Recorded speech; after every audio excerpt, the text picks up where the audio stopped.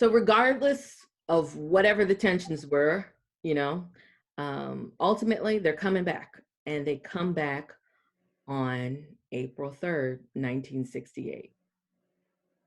Right.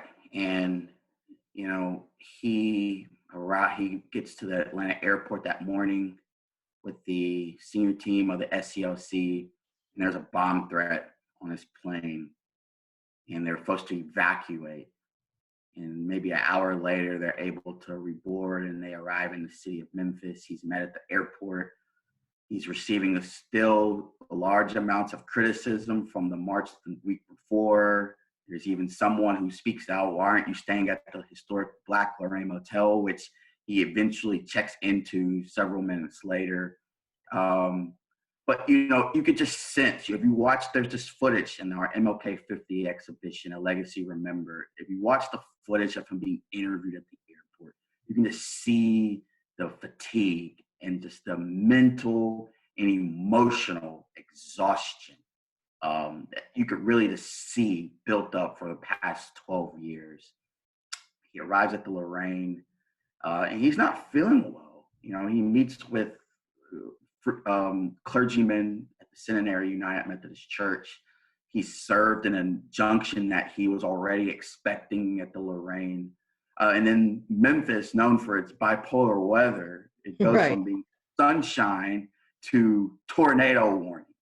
And when we say tornado warning, it's like the classic Memphis, everything was fine that day. And then that night, 30-mile-an-hour winds, hail, branches in the street. Anybody from Memphis knows this weather because it just happens every single spring. And then the next day it's perfectly fine.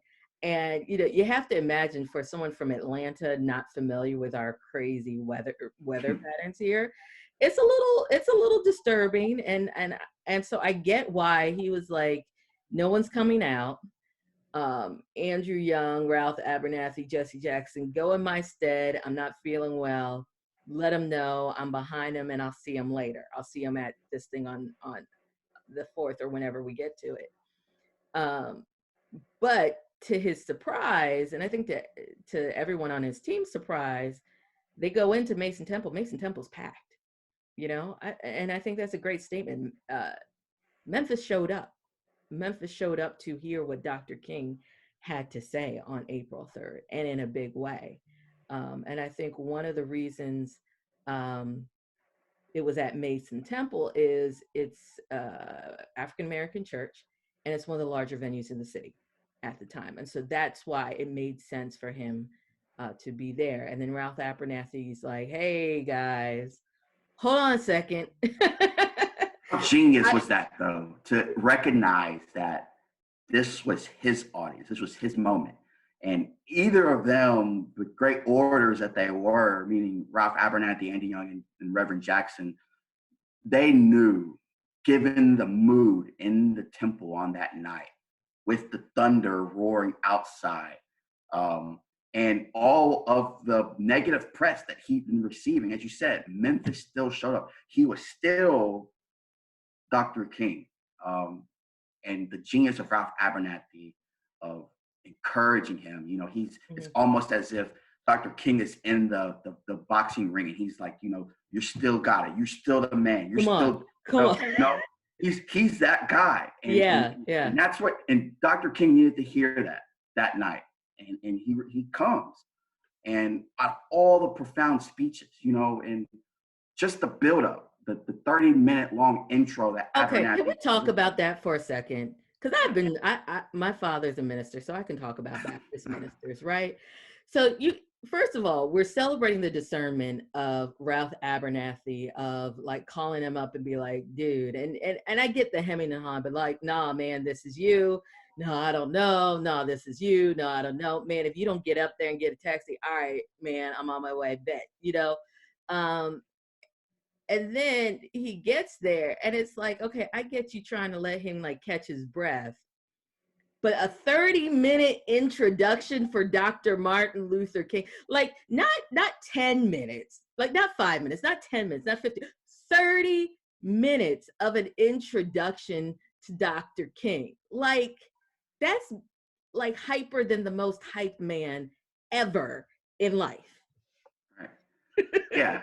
And I mean, I really hate that there's no audio footage of that. You know, there's transcripts that have been made over the years, but to wonder and to hear what, you know, to become this eerie final address.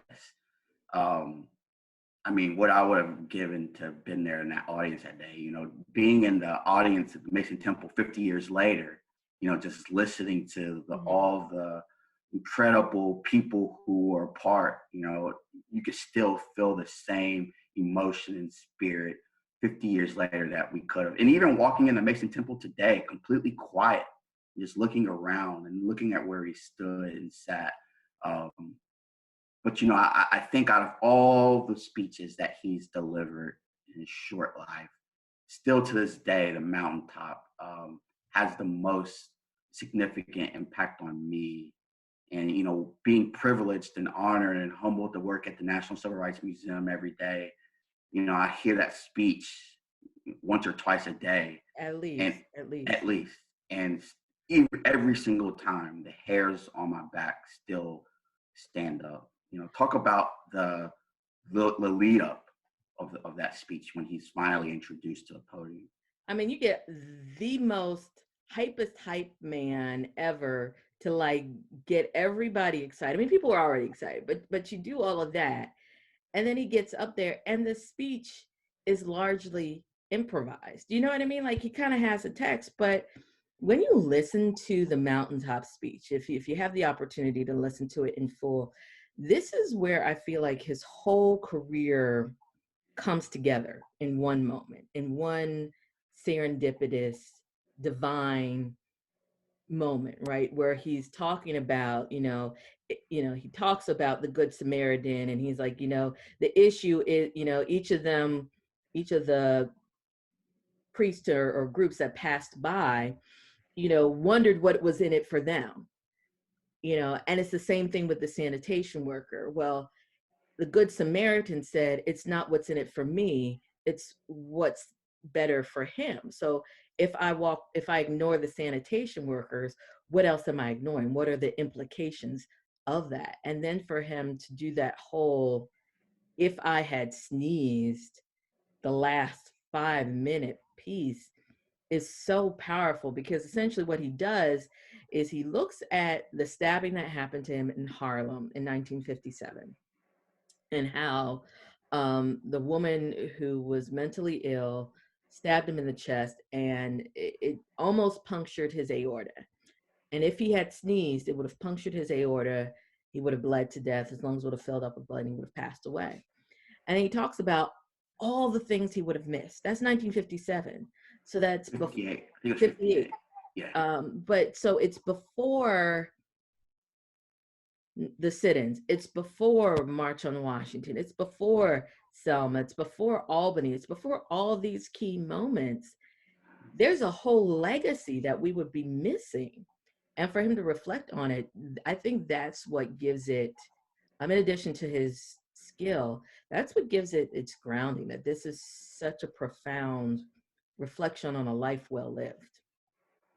Yeah, you could see it, and you know, to be able to not only hear it, you know, listening to the audio is one thing, but then seeing, you know, his tone and his posture, you could just see that everything from that first moment that he steps to the podium at the Holt Street Baptist Church in Montgomery, through the home bombings, through the death threats, through the 29 arrests, through the manipulation from the FBI, the Klan letters, all of the turmoil, fear that he endured for these short 12 years, it came out of him. And then he refers back to his faith again.